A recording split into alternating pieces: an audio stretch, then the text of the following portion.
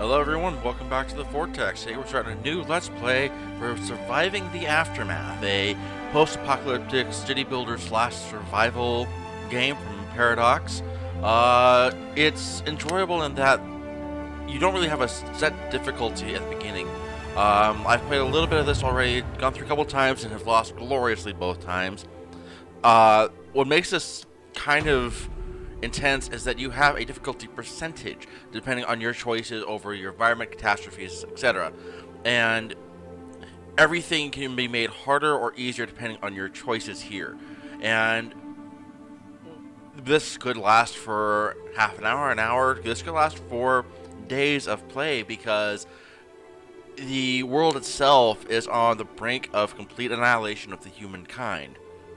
During our playthrough, we could see things such as the recently released nuclear winter pass through, or we could be facing with high levels of radiation for any length of time, but we have to figure out how to get around that and survive. So to begin, we're going to go ahead and start picking our various forms in our difficulty. I'm going to go ahead and keep this fairly as low as possible just so we can see how long we actually last. And then perhaps afterwards we'll pick out a higher difficulty, maybe even see about 100%, and just see how long we last and be able to compare the two.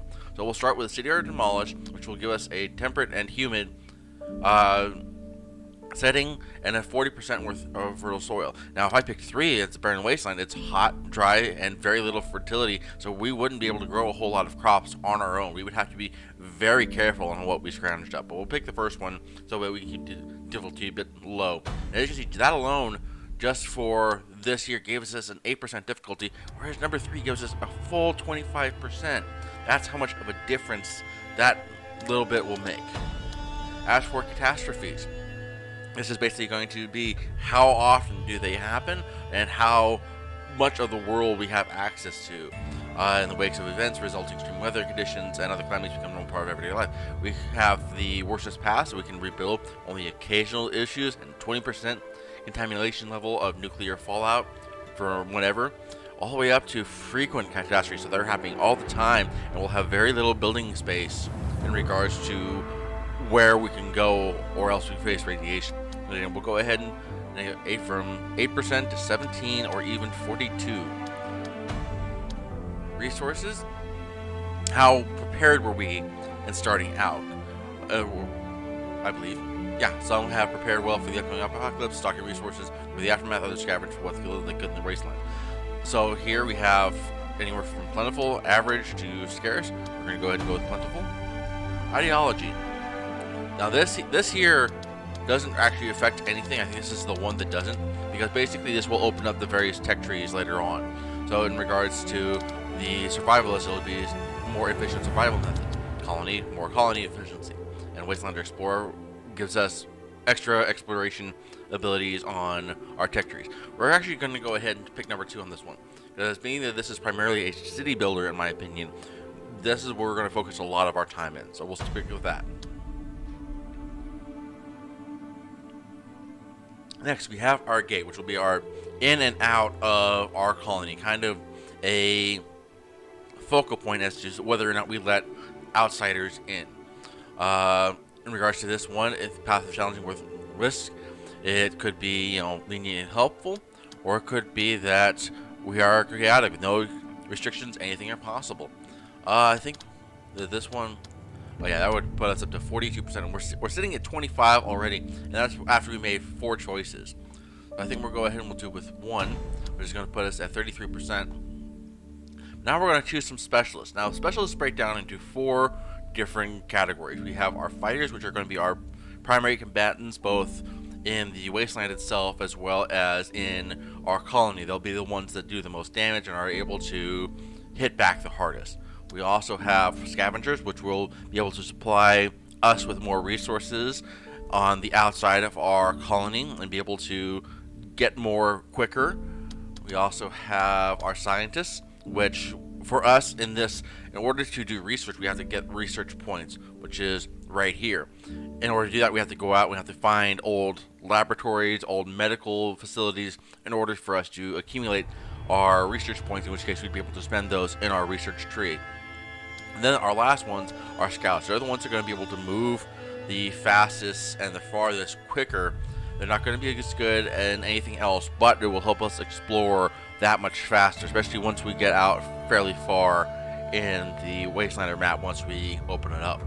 Now for me, I think in this aspect we're going to go with a scavenger, a fighter, and a scientist.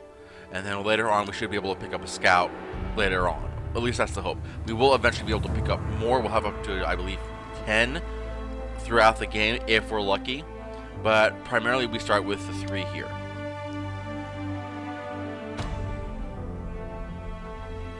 Now we're making up our flag. We're going to go ahead and just real quick make it nice and easy. Blue with a little hypnotic triangle here. And we're going to put our name down. Oop. The wrong button.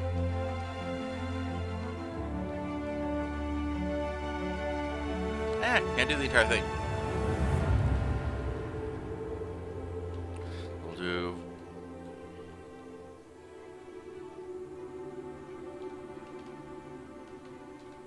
the Vortex Landfall, which makes sense because we're kind of real stuck here. Colony motto.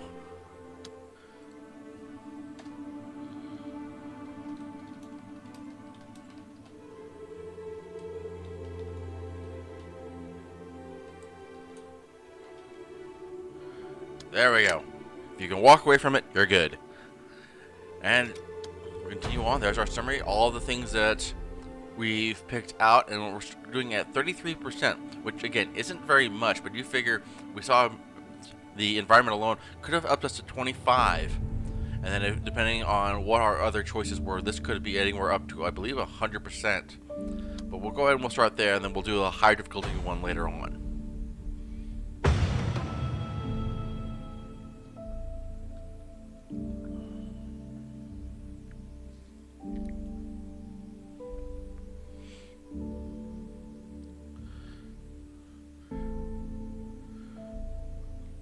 Now, what's nice about this as opposed to our Per Aspia playthrough is that there is no set storyline on this. We're not going to have a bunch of voiceovers coming in, cutting us off and whatnot.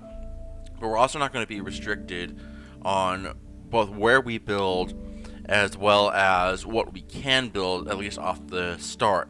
We'll have access to quite a number of buildings so long as we have people to work them and the need for them as it arises.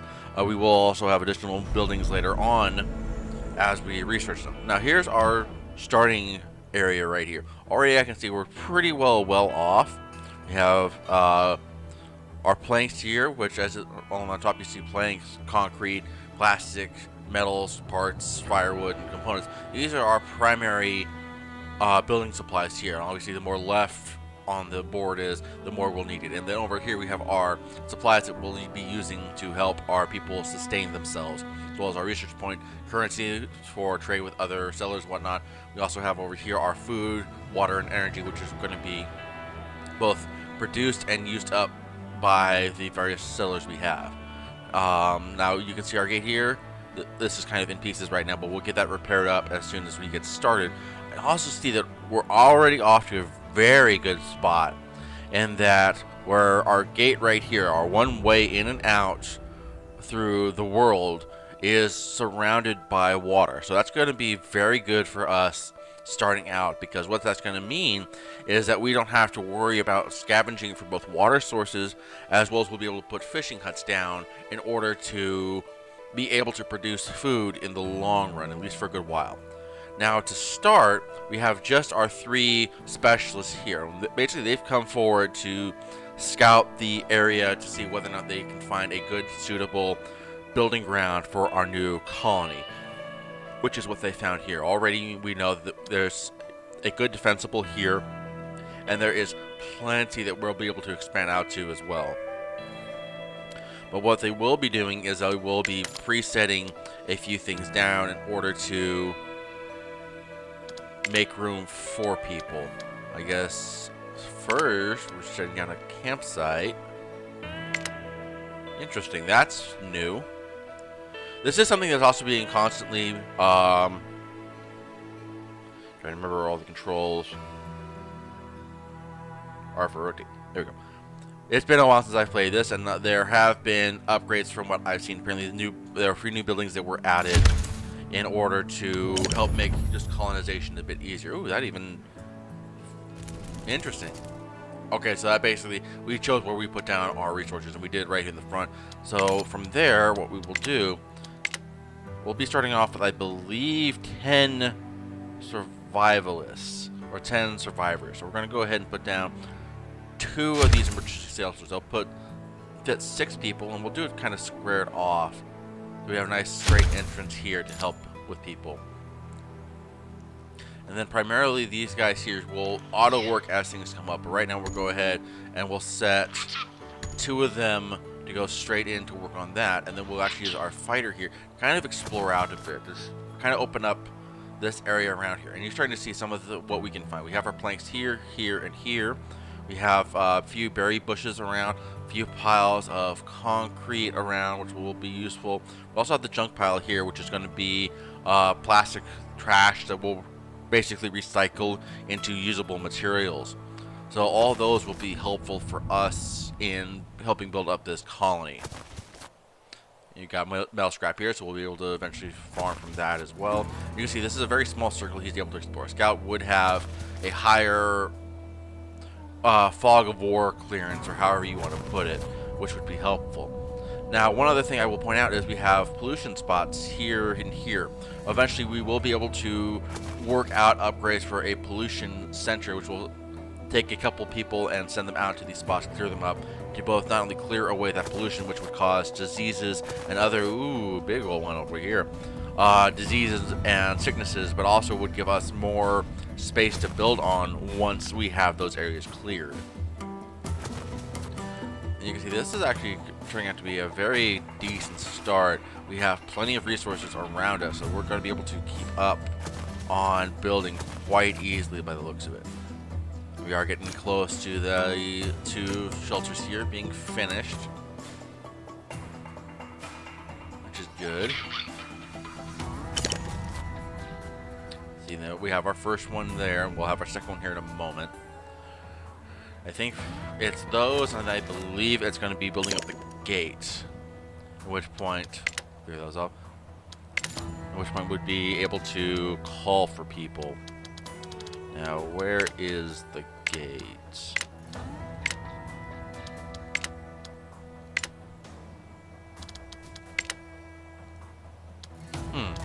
Don't see it.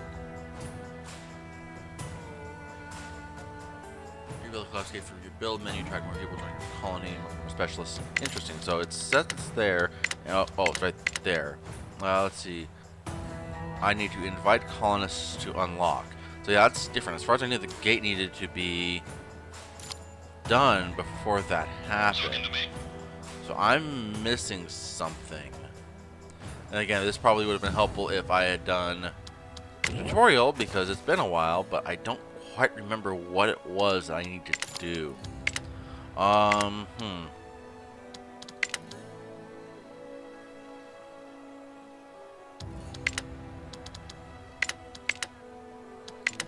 honestly don't remember what it is we need to do. This is a problem without having done it for a while. I know there's a trigger of some type. And just as a point, here's our world map that we'll eventually be able to work our way out from. We have various resources we'll find, as well as the research points I was talking about earlier. I don't think that's what we were looking for at the moment. I'm going to pause in here, and that's not what we wanted. Various radio stations, overview.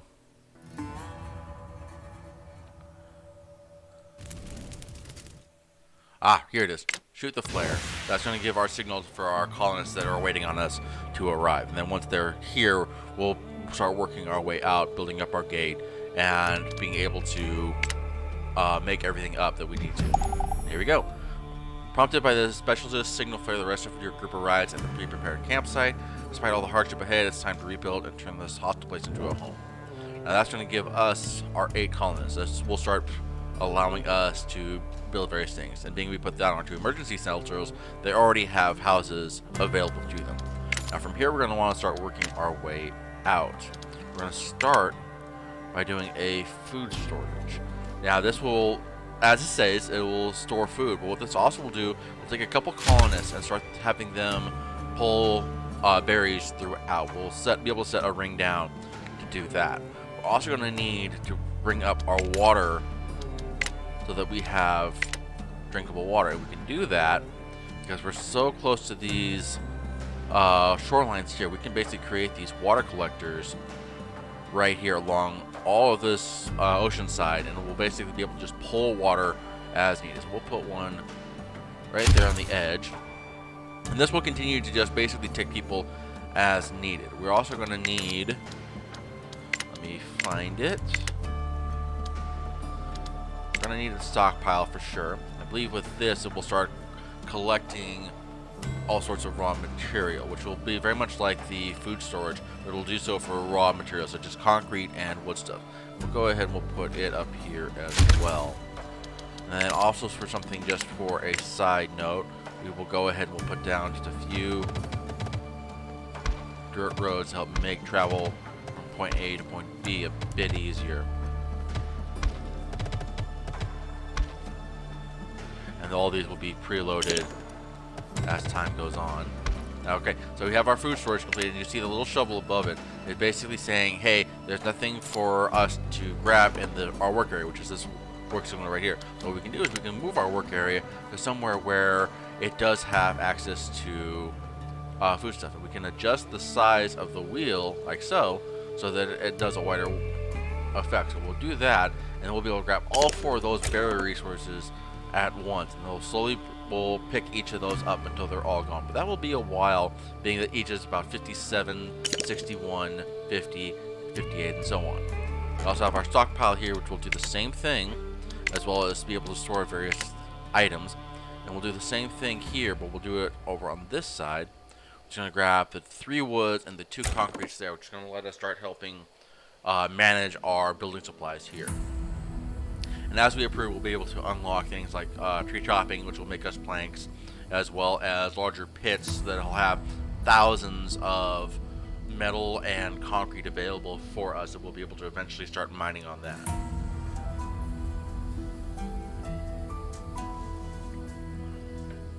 We also have our first water collector up here, and that's going to put us from the 12 consumption between all of our colonists down to 4.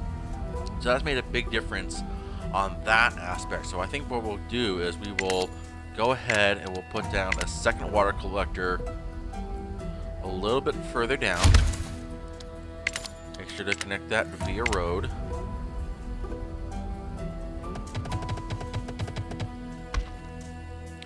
And then in case of emergency, we're definitely going to want to have water on hand. So we're going to go ahead and we'll put down pair of water storage containers, which will help us in the long run, because hey, I mean, water is definitely one of those necessities you always want to have on hand. And both, I think, will give us does it say it's a small amount, but I don't think it's actually a small amount. Capacity 700 each, 700 units each of water. So the 2 behind it will be 1400. That should sustain us for a good long time once everything's established. Now, being that this is we're going to wait here actually a little bit, because once this happens, it will allow for events of things coming in. It will also allow us to explore beyond our small colony here. But we want to make sure that we have at least this area established before we go too far out. And part of that is we have our berries coming in, but we also want to have a variety of foodstuffs going on.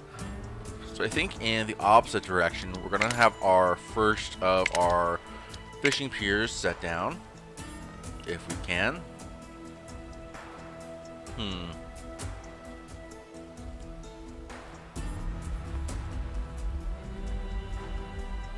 Can't place unexplored areas. Okay, we can do it right.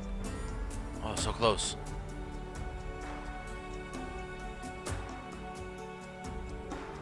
There we go. That's going to be high efficiency too, which is nice. So, but the fishing pier alone will give us both a bit of variety in our diets as well as another sustainable source of food.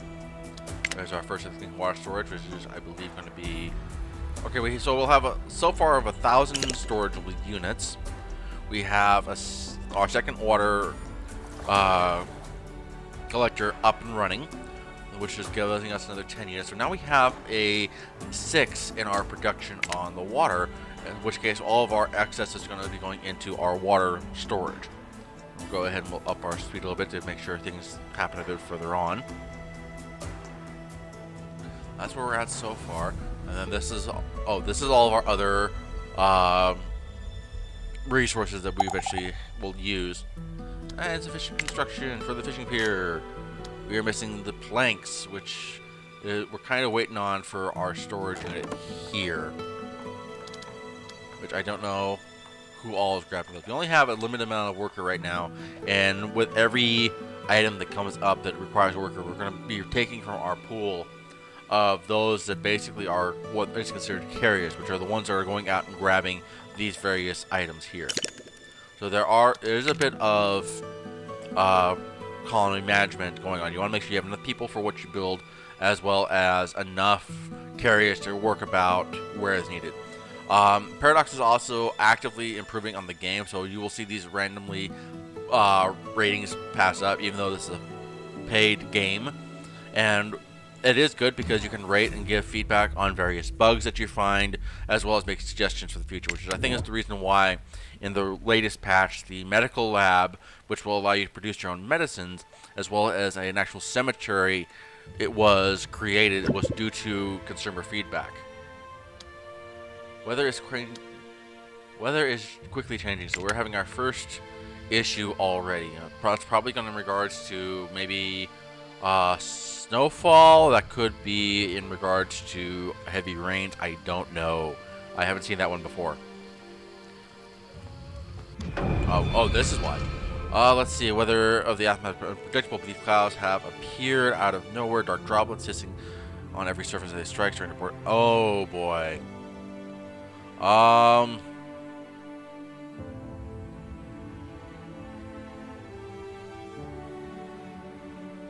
Jeez. So basically what's happening is acid rain right now. And this is our first... This isn't a catastrophe. A catastrophe will last a few days. This is just an issue that will pass us by, but we have to be careful on what we're doing. Now, I don't want to risk it because it's too early on. I think what we will do is we'll take some of our clothes, which is what we were wearing when we showed up, and we'll make some makeshift armor and prevent anything for the worst of happening. One of our barrier colonists equipped with every protective layer you had to offer dashes onto the downpour, secure the well. They run back, brush off as the cheers nothing. But yeah, but the one act of heroism raised our happiness by 5, which is up here. We right now, everyone's resting poorly, so they're tired and whatnot. But that's to be expected due to the fact they're basically living in tents and hovels. But whatever agreement it is giving us a median there. But we did have our +5, which will help raise that a little bit. Obviously, the happier the workers are, the better off they'll be, both for working in what we need them to do, as well as their health and whatnot in the long run. We have our one berry picker over there, slowly picking berries. And we got another one up there. We are up to 10 logs still. I think they're slowly... Okay, yeah, we're finally up to our 15 on the fishing pier. So that will be constructed shortly,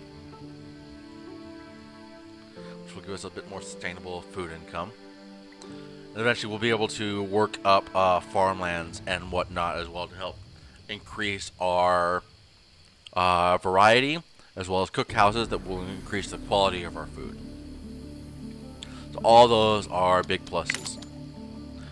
I will say right now our entire workforce is just our survivalists right now. With these emergency tents here, everyone's crammed in together, so there's very little time to be passionate, I would say, but eventually we'll be able to work it up to where people will be able to have better accommodations as well, which is what I'm looking forward to, because I never really have gotten far in the tech trees in any of them, so having that motivation is going to be helpful.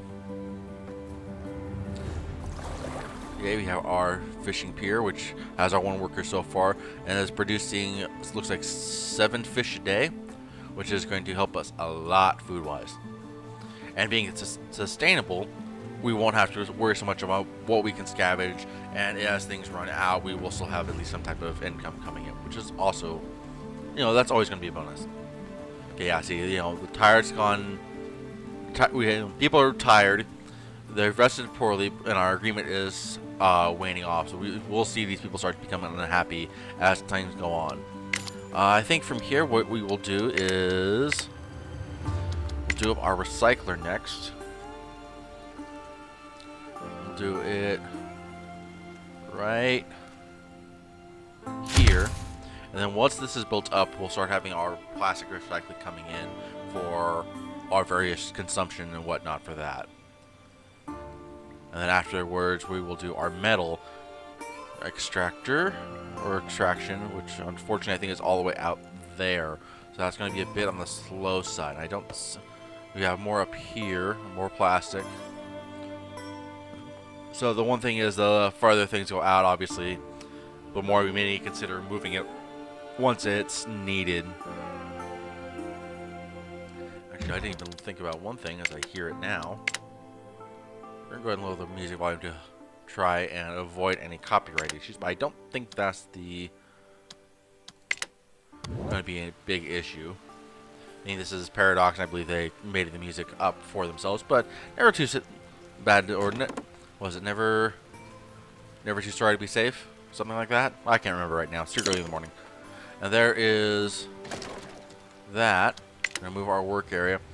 Now, all of these circles here start pretty slow, but I always expand them out to see if there's anything else within the range of them that it can be worked for. But by the looks of it, it's just the one plastic here. So we'll have that going. We'll have our production come in, help us on that aspect. The next is going to be our scrapper, which being the scrap is all the way out here. We'll go ahead and put right there. Really love to use up those trees we lose, though, in order for more lumber, which would be so nice. You can see our consumption right now is 15 out of 0, and that's because we have our scrapper here is requiring 15 logs. Once that's taken care of, then we will lose that consumption. We're already losing because it sends over there already, which is nice. We're down to 4 carriers there. That scrapper will drop that down to, I think, 3. But with a scrapper done and going, we can then go ahead and start on getting our gate repaired. I think while we wait, though, we'll go ahead and we'll have our fighter come out a bit more, explore what he can. Trying to see what else is available. Now, there is game out here that is huntable for some quick, like venison and whatnot that we can do. There's our scrapper, but they're not going to be as sustainable. I do believe we'll be able to get. Speaking of wild animals, there be bears. You can see how much damage that he's doing in the combat. But that did take a fair amount of health out of him, but he is starting to come back, and he will heal over time, which I am thankful for. And the one plank has been depleted, the one down here, but we do have these other planks up here that look like they will be going through fairly quickly.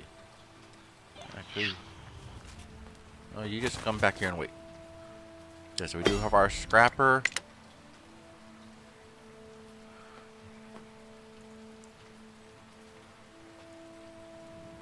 As far as the circle will light up when it hits an area that it can work, which is nice in helping not if you can't see for whatever reason the various indicators, that does help. Saying, hey, you can still work this spot here for this reason. We got our production going. One thing we will need to do here shortly is put down a couple of burners here, just as a safe precaution. Where are they? Where are they? Right here. Both burners, outhouses, and eventually want to do the medical tent and burial pit, each for their own various reasons. But we'll get into that in the next episode. This is the start, as I said, of surviving the aftermath. Just apologize for that. We'll hopefully next episode be able to get our gate finished, and we'll be able to head out and explore. But until then, welcome to the Vortex. If you enjoyed this video, be sure to like, comment, subscribe, and hit that bell for the notification. I post videos Monday through Friday, and we are regularly streaming Final Fantasy XIV on Sundays. So we'll hope to see you around, and have a good one. Once again, welcome to the Vortex.